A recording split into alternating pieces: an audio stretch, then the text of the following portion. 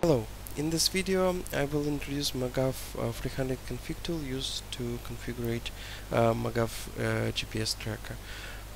In the first video I will introduce the general look and use of the config tool. We will go through settings and configuring the server which is used for the tracking, and in the following videos we will go through other configuration. So then you connect your MAGAV GPS tracker to the computer. You can start your config tool, and the first step you will use the setting tab, and here you should know that you should know the pin code of your MAGAV tracker. By default it's 40, but if it's different, just plug in something different, and then you can connect it to the config tool. You should choose the COM port where your tracker is connected.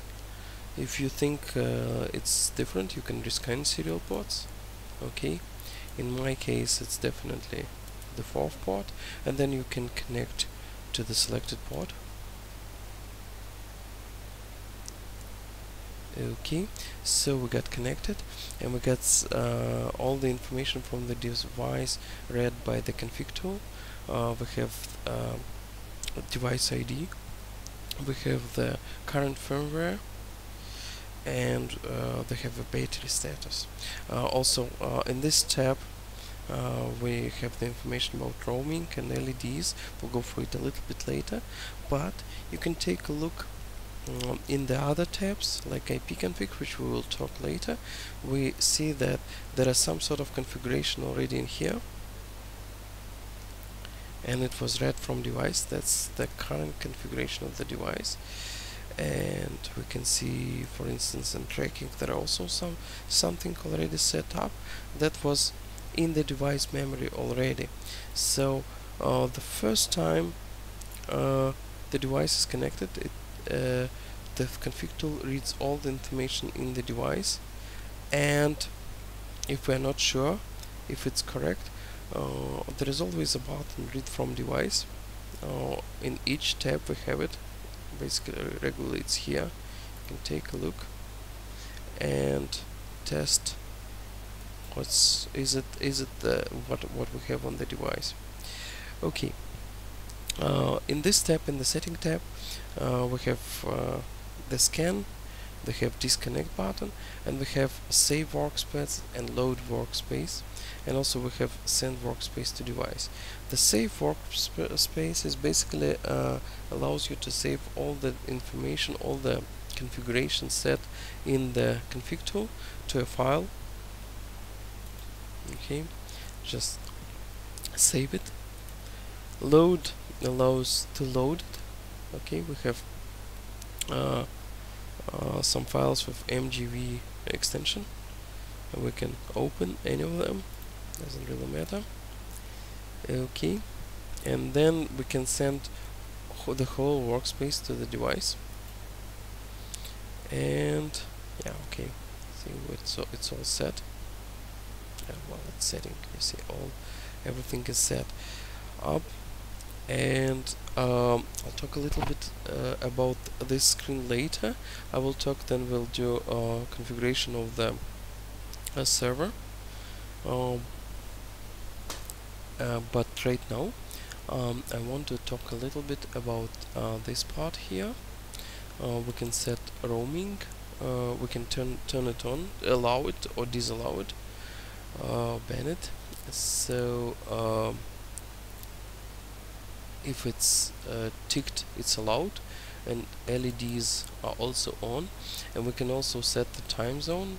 Well, basically when we use it with a server, we set it to 0 and time correction is done by server, but sometimes you would like to set it, I don't know, maybe to Central European time or whatever, and you can send it to device. Okay, and you can do that. You can turn everything back. Okay, yeah. And now we'll go to server configuration and go a little bit through it.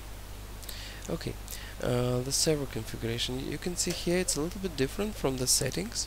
We got an extra line here, and this line is important. Basically, what I should also mention is this bottom part. Well, the bottom part is where you can see all the actual comments sent to device, and you get a response from device if they were if the device understood them and if it really worked. So and right here you have a line where you can write the comments manually if you know the protocol. So I'll use the simplest command just to test if the device is operating right, and which is the test command, and then I can do send to device, and I get the answer that 0 means there are no mistakes, 375 that's the battery status. Let's see, I can do it from here. And this button, as you can see, it says create command. You can at any time create a command, and then you can even copy it to clipboard and use it, for instance, for SMS messaging, or you can even copy it here, then okay, do the paste and send it to device from here. Another way, and okay, let's put this way, the right way is just to press the send to device button. But let's first take a look what we can actually set here. What we do set here, we set the communication time. The USB communication time means that the device communicates over the USB cable with a terminal, and you can see here that's actually this part right here. That is actually the positions which the device is sending at the moment, and it sends it all to this window, to the terminal window. Well, not very useful. You can send the position by SMS, and then in this case you should use some phone number. Okay, let's say something like that. And as I said, you can create a comment and then copy it somewhere, or press send to device button, or you can just press send to device button. Okay, and you now get the information that the comment was sent successfully. So everything is okay. We set the device to send the messages to this number. Well, not real number, but anyway. Hopefully it doesn't send to anybody at this moment. So let's change it as fast as possible. Okay, I'll change it back to USB. Okay, so press create command, or just press send to device. So it wouldn't send to the unknown number my current location.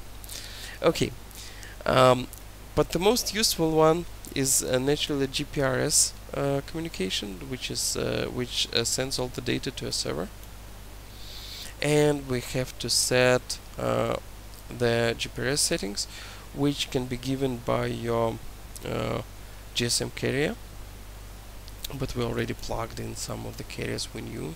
For instance, I use Beta. If you use different ones and also want to have a drop-down menu, you can contact us and we will add your operators, or you can take a look at the INI file. It's really simple. If you're a more advanced computer user, look at the INI file and you can add there all the data you need, all the information about your carrier. And then the server, you should plug the IP of the server you want all the positions to be sent. Same here, we have a menu and we have a local, well, that's just this computer, or we have the server we use, that's our server, and you should also plug in GPRS port. Regularly our server uses 1011, but well, you can set a different one if your server uses a different one. And again, let's send it to device. Okay, so now the tracker is set to work with our server, and we're ready to do the other settings, which we will discuss in the following videos. Uh, so but the only the only point which I would like to continue in this video is the SMS alert numbers. Those are the phone numbers where the alerts are sent if something happens, and what can happen we will talk in other videos as well, but the numbers can be set here. Okay, and we can set up to 5 numbers, doesn't matter, or one by one, or just some of them sent to device. And if we want to change them, just change them, or erase them and then send to device again. Okay, I'll erase everything. So that would be it for the first video. Please take a look at our following videos, where you will learn how to set the operating mode, which helps to save energy, and the tracking modes, which actually set how the device works. Thank you for watching.